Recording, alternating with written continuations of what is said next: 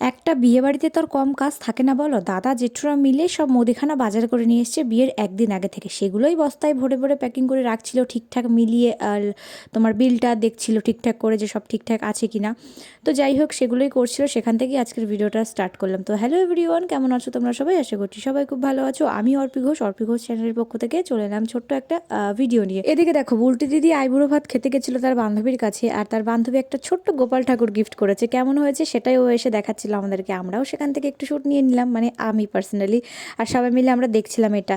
আর পরের দিন সকালবেলা বুলটি দিদির নেলটা করে নিই আমি, যেহেতু দিদির বিয়ে, নেল তো করতেই হবে তাই না। আর আমি যখন নেল করাতেই পারি তাহলে আর বাইরে থেকে কেন করাতে দেবো ওদেরকে? আমি ওদের সবাইকে নেল করিয়ে দিই। এই ধরো যেমন বুলটি দিদি, অঙ্কনা দিদি, আমার বৌদি প্লাস আমি, আমার মা, বড় মা, সবাইকে আমি নেল করিয়ে দিই। অঙ্কনা দিদির আগের দিন নেলটা করিয়ে দিয়েছিলাম এক হাতে, তাই সেটাও দেখাচ্ছিল। আর এইদিকে দেখো, আশ পূর্ণিমাতে কিন্তু আমার জেঠিমা লক্ষ্মীনারায়ণ পুজো করেছিল, সেটারই প্রসাদ বিতরণ করছিল। এখানে পাড়ার কিছু বাচ্চাদেরকে ডেকে নিয়েছিল, ওদেরকেই ফল দিচ্ছিল।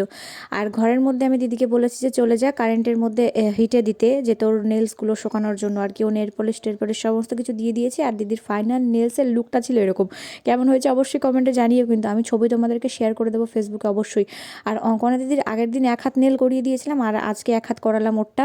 তো তারপরেই নেল করাতে এসেছিলাম মায়ের। আরও অনেকেই বাকি ছিল, তাদেরকে করালেও করাতে পারতাম, বাট আমার নেল টিপ ফুরিয়ে গেছিলো। আরও কিছু কিছু জিনিস ফুরিয়ে গেছে, সাইজে মিলছিল না জন্য এখনও কিছু কিছু মানুষের বাকি আছে, জানি না ওদেরকে কি করাবো। তারপরে বিকালটা গড়াতেই কোনো রকমের সন্ধ্যার দিকে আমরা সব ভাই বোনেরা মিলে আসি পাশের বাড়ির জেঠিদের বাড়িতে।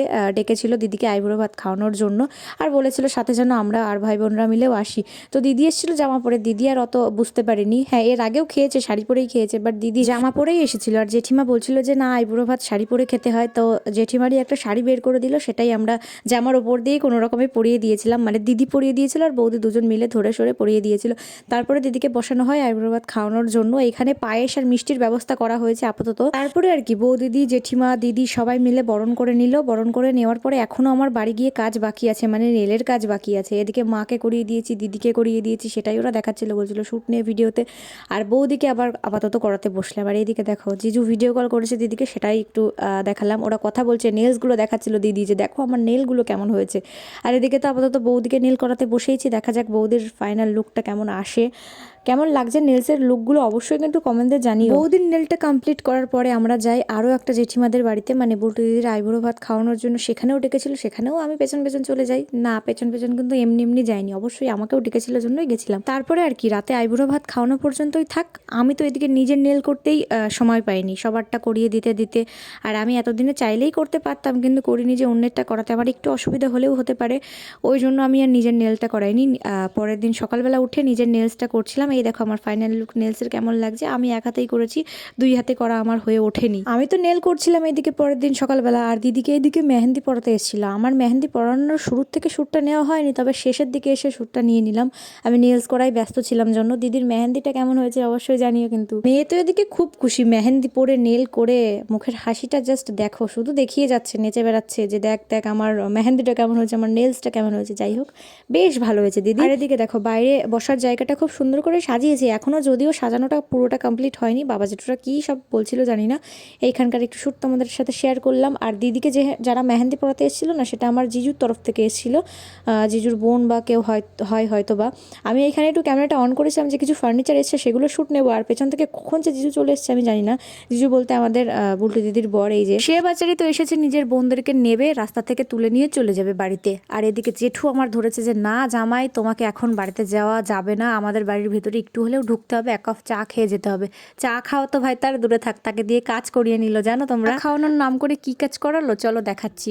এসছিল ফার্নিচার, শুরুতেই দেখালাম যে জিজু যখন ঢোকে তখন আমি ফার্নিচারের শ্যুটটা নেওয়ার জন্যই রাস্তায় ক্যামেরাটা অন করেছিলাম, পেছন থেকে কখন চলে এসছে আমি দেখিনি। তো ফার্নিচারগুলো নামানোতে সাহায্য করলো, এই না হলে জামাই বলো। যাই হোক, এই কাজটুকুই করিয়েছে, বেশি কিছু না। তোমরা কি ভাবলে কি বাকি করিয়ে নিয়েছে? এখানে আমরা সবাই ছিলাম বাড়ির কম বেশি, আর আমরা ফার্নিচারগুলো নামানোই দেখছিলাম। জামাই এসছে, সেখানে কথাবার্তাও আমরা বলছিলাম একটু। নতুন জামাই বিয়ের আগের দিন এসছে, কতটা আনন্দের বলো তো।